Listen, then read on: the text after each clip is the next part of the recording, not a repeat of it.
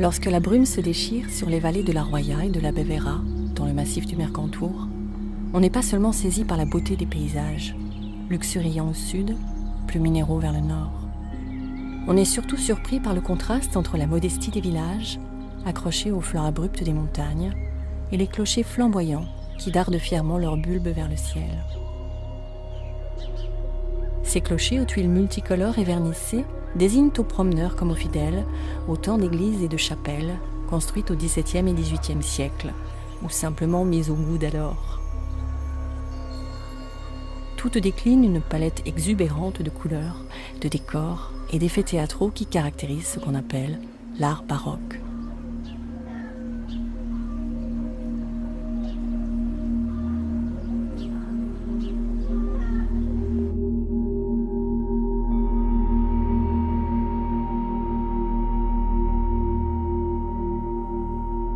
Effectivement, ici, on a ces tentures, par exemple, rouges et or, qui sont comme des rideaux de théâtre. Il y a une véritable profusion de décors. C'est un style qui a horreur du vide.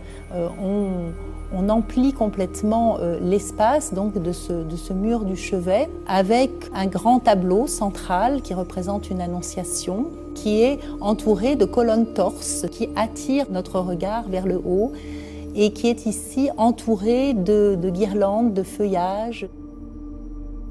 Il faut imaginer la surprise de la population au XVIIe siècle qui vivait quand même dans des conditions très, très simples et qui pénétrait dans ces chapelles donc, où ils se regroupaient pour prier ensemble et imaginer l'éblouissement.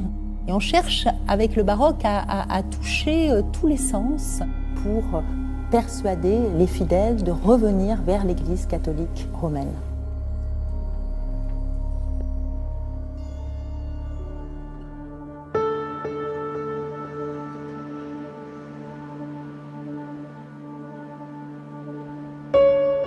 C'est de l'Italie toute proche que vient cette influence baroque, au début du XVIIe siècle.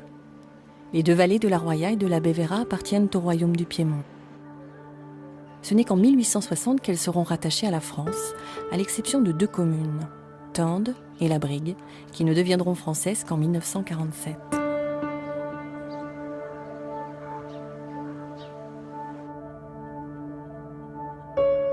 C'est plus précisément de Rome que va partir la grande vague baroque, à l'initiative de l'Église catholique. Depuis le milieu du XVIe siècle, elle connaît en effet une crise sans précédent. Attaque de la Réforme contre ses pratiques et ses richesses, fuite de ses fidèles, la pousse à organiser un concile dans la ville de Trente qui durera 18 ans. À l'issue de cette longue réflexion, l'Église catholique romaine réaffirmera ses dogmes et entreprendra avec l'art baroque une grande campagne de séduction et de reconquête. Cette entreprise touchera tous les arts.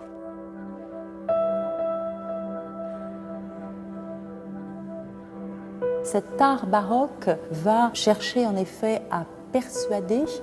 Donc l'architecture baroque est une architecture qui va accompagner le fidèle dans les églises baroques. Donc il va y avoir des consignes très précises qui vont être écrites pendant le Concile de Trente qui vont donc donner des instructions très formelles pour la construction des églises après la Contre-Réforme.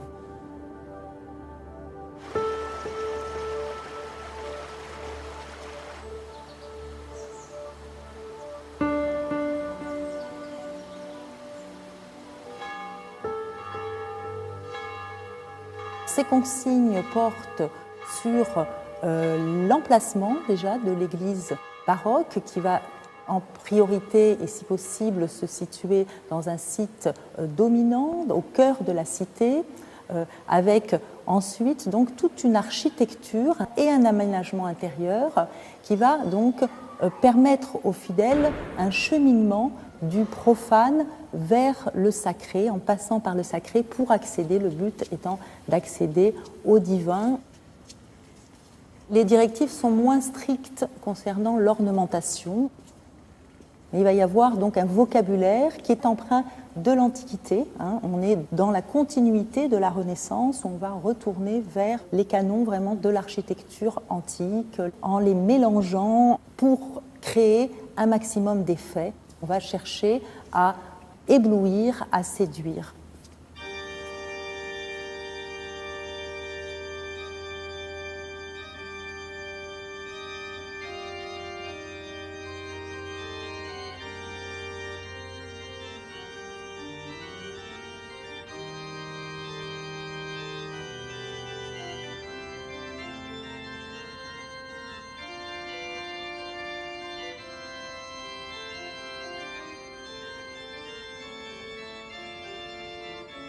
La musique au temps du baroque, c'était vraiment une explosion des sonorités et le style de la composition est riche dans l'ornementation, comme on le voit dans toutes les églises ou des objets d'art baroque.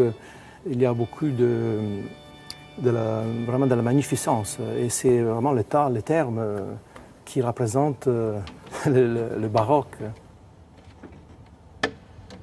Une vraie liturgie baroque, c'est comme un effet théâtral. Il y a des mouvements que le curé va faire. Il est habillé avec des vêtements qui sont riches, là aussi, de dorures. Et donc une liturgie nécessite de la musique, de la bonne musique, pour mettre en valeur tout cet aspect, entre guillemets, baroque.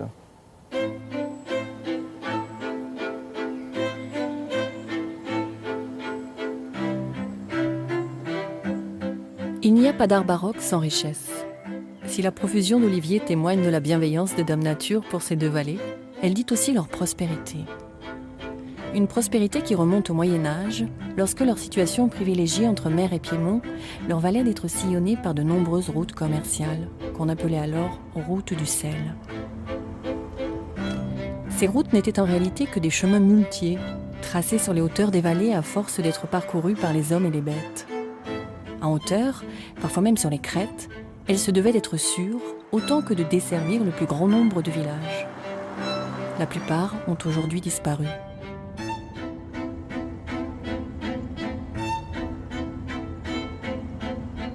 La petite bourgade de Sospel dans la Bévéra se trouve au carrefour de plusieurs de ces routes. Si sa richesse était déjà établie avant leur existence grâce à sa qualité de siège de l'évêché, ces routes lui permirent toutefois de voir apparaître de nouveaux revenus grâce à une taxe sur le transport des marchandises devenue célèbre, la gabelle. Le fermier des Gabelles était, comme en France, en Savoie, c'était quelqu'un qui, toutes les années, payait une somme assez lourde au Trésor royal et après se récupérait sur les utilisateurs de denrées et des itinéraires de circulation. Donc il y avait des péages, comme ici, le pont à péage, que l'on appelle le pont vieux, donc de Sospel. Le nom même de gabelle, ça veut dire simplement un impôt direct qui est prélevé sur toutes les marchandises, quelles qu'elles soient, les tissus, le sel, la viande, le bois, etc. Mais le sel, c'était l'impôt qui marquait le plus les esprits, parce que le sel, c'est un produit qui ne coûte rien à fabriquer. Par contre, c'est une denrée de première nécessité. Si vous voulez tanner une peau de vache, il vous faut 12 kg de sel environ. Si vous voulez conserver un jambon, c'est 3-4 kg de sel. Vous voyez. Donc le sel est une denrée extrêmement importante qui ne coûte rien au départ, que l'on taxe, parce qu'on sait que de toute façon, il y aura toujours des utilisateurs. C'est exactement la même chose que l'essence aujourd'hui.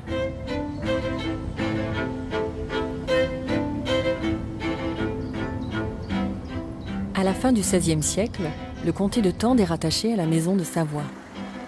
Charles-Emmanuel Ier, duc de Savoie et roi du Piémont, obtient enfin une ouverture directe vers la mer. Il entreprend aussitôt de créer une véritable route entre Nice et la capitale Turin. En 1610, il lance des travaux d'aménagement d'une grande ampleur. Les lacets de l'Escarène en témoignent. Ces lacets qui se superposent encore au chemin muletier d'origine. 4 ans plus tard, la Real Strada, autrement dit la route royale, est ouverte. Aujourd'hui, on s'en rend plus tellement compte parce qu'on a tellement l'habitude de circuler. Mais une route comme celle-ci, c'est probablement le plus grand projet à l'échelle européenne qui ait été réalisé au XVIIe et même en partie au XVIIIe siècle. Il s'agit d'abattre les montagnes, de combler les précipices et les ravins pour favoriser la circulation, le commerce et donc la prospérité. C'est vraiment, l'homme refuse la nature, l'homme se sent supérieur à toutes les forces naturelles qui pourraient s'opposer à ses projets, à ses programmes. C'est ça vraiment qui est baroque, c'est-à-dire que le pouvoir royal, le pouvoir absolu du monarque, décrète d'un aménagement public considérable qui du coup va avoir des conséquences, des retombées, notamment sur la prospérité de tous ces États et notamment bien sûr des communes qui sont directement concernées. Alors on voit bien les aménagements, voilà, des murs qui datent du XVIIIe siècle.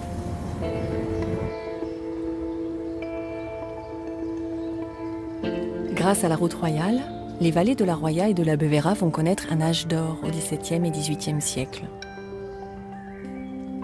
L'élan bâtisseur va se poursuivre avec la construction ou la reconstruction de la quasi-totalité des églises dans le goût baroque. Architectes, sculpteurs et peintres y rivalisent d'imagination et de savoir-faire. Les meilleurs facteurs d'orgue sont aussi convoqués.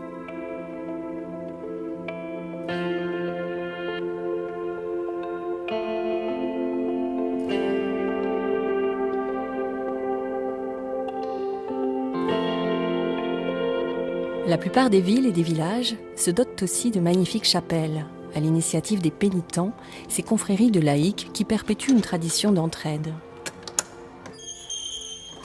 La plupart, comme ici la chapelle Sainte-Croix de Sospel, sont aujourd'hui dans un état de conservation remarquable. Il y a une spécificité, ces vallées Roya-Bevera ont été un creuset où se sont mélangées des influences stylistiques venant du Piémont, donc de la grande capitale Turin, venant de Gênes, puisque la République de Gênes est toute proche, et là on a des artisans et artistes qui étaient des grands stuccateurs, des sculpteurs, et on a aussi une influence provençale.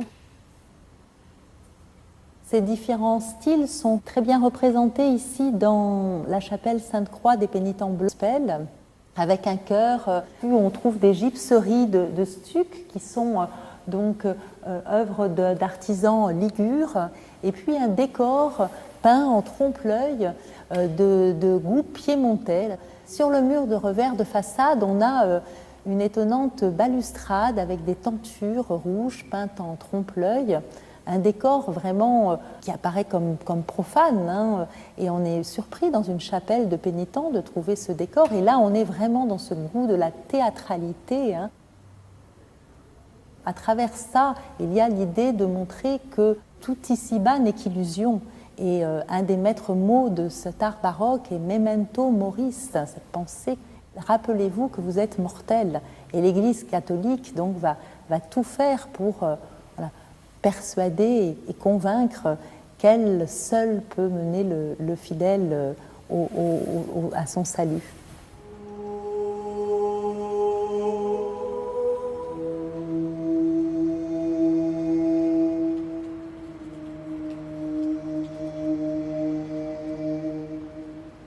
Du fait de leur appartenance au royaume du Piémont, pendant la Révolution française, les deux vallées verront leur patrimoine religieux épargné. C'est ainsi que le monastère de Saorge est l'un des derniers exemples d'édifices franciscains baroques, avec le monastère de Cimier. Ce monastère édifié à partir de 1633 est en réalité un couvent, autrement dit un lieu ouvert où les franciscains vivaient en fraternité avec les habitants des vallées environnantes.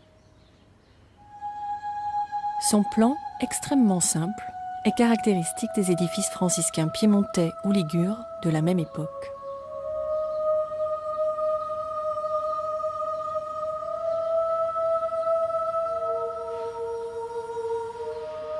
Ici, on est donc dans le cloître, c'est-à-dire le lieu de déambulation des franciscains, avec une collection tout à fait exceptionnelle de très beaux cadrans solaires, avec une architecture qui était en fait extrêmement simple. On utilise les matériaux que l'on trouve sur place. Les toits sont en lauze, comme de simples maisons de village. On n'a pas été chercher des matériaux particulièrement noble, particulièrement prestigieux. Ici, on n'a pas de marbre de Carrare, et là, les toitures sont un exemple absolument parfait de cette vision que le monastère doit trouver sa place dans l'environnement dans lequel il se place.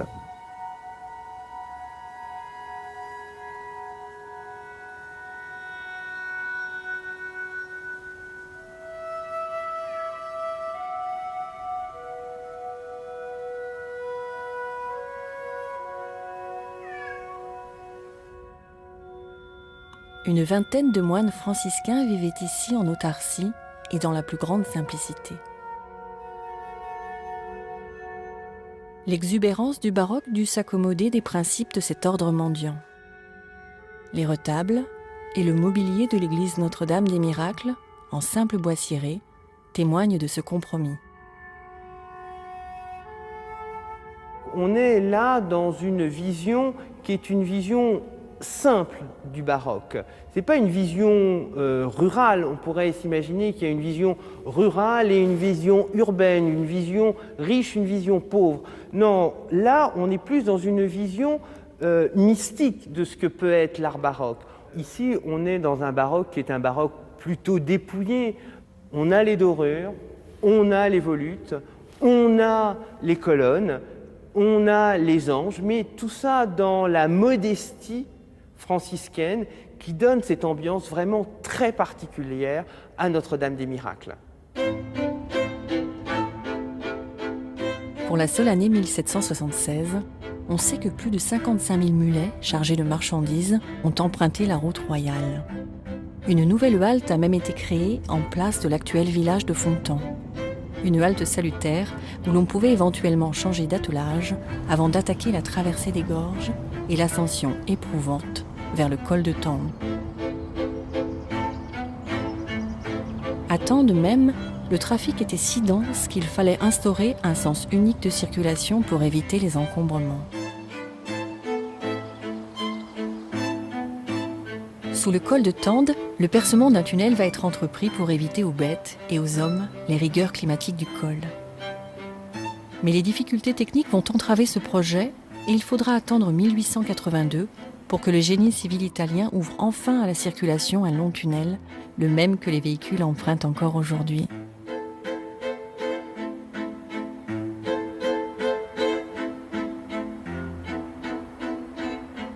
À partir de 1783, la route royale devient entièrement carrossable. C'est l'une des plus grandes réussites du génie baroque, un monument de près de 230 km de long. Mais sa gloire va être de courte durée. À la fin du XVIIIe siècle, les temps sont mouvementés. La Révolution française puis la chute de l'Empire chamboulent une Europe que le Congrès de Vienne tente de restaurer dans son état antérieur. Comme en 1815, le royaume de Piémont-Sardaigne s'est vu attribuer par le Congrès de Vienne l'ancienne République de Gênes, donc un vrai port beaucoup plus important, beaucoup plus compétent peut-être aussi que celui de Nice. Et du coup, cette route a brutalement perdu, non pas tout intérêt, mais de son importance réelle, puisque tous les transits commerciaux maritimes se faisaient par Gênes ou Savone. Donc la route n'a plus été absolument nécessaire. Et c'est simplement cette circonstance donc, de Tende et la Brigue restée dans le royaume d'Italie en 1860 qui a permis le percement enfin d'un tunnel. Au déclin de la route et du port de Nice, suivra celui de l'air et de l'art baroque. Si le terme d'origine portugaise barroco, qui désigne une perle irrégulière en joaillerie, n'a rien de péjoratif au XVIe siècle, il n'en va pas de même à la fin du XVIIIe. Après la Révolution française, le mot baroque devient synonyme de bizarre, voire de grotesque ou de ridicule. Une spécificité qui reste toutefois bien française. Les pays du nord de l'Europe et l'Amérique latine n'en subissent pas les effets. Il faudra attendre les grands historiens de l'art du XIXe siècle pour que cet art retrouve enfin ses lettres de noblesse. On a une lecture de la civilisation et de la culture baroque qui est faussée par la perspective que nous en donne la Révolution et les enseignements ultérieurs, c'est-à-dire ce refus en fait de l'absolutisme, justifié ou pas, peu importe, mais malheureusement qui implique une relecture des réalisations baroques qui est un peu biaisé. Du coup, on en déduit que baroque, ça veut dire tordu, compliqué, capricieux, etc., etc. Alors qu'en fait, non, au contraire, c'est une rigueur absolue. Il n'y a que comme ça que l'on peut créer vraiment un bâtiment, un établissement social durable. Il faut au contraire une immense rigueur. Mais cette immense rigueur, elle finit par devenir beaucoup trop contraignante. Et il ne faut pas se leurrer, la civilisation baroque va droit dans le mur. À partir du moment où elle est contestée, ça conduit obligatoirement à la Révolution, et en France, elle est particulièrement tragique.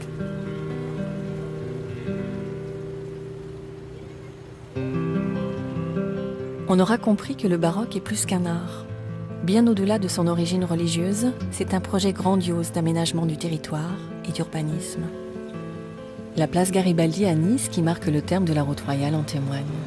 Et bien d'autres monuments encore, dans la ville ou dans l'arrière-pays, que chacun est libre de découvrir seul ou au fil d'un chemin balisé et pourquoi pas guidé.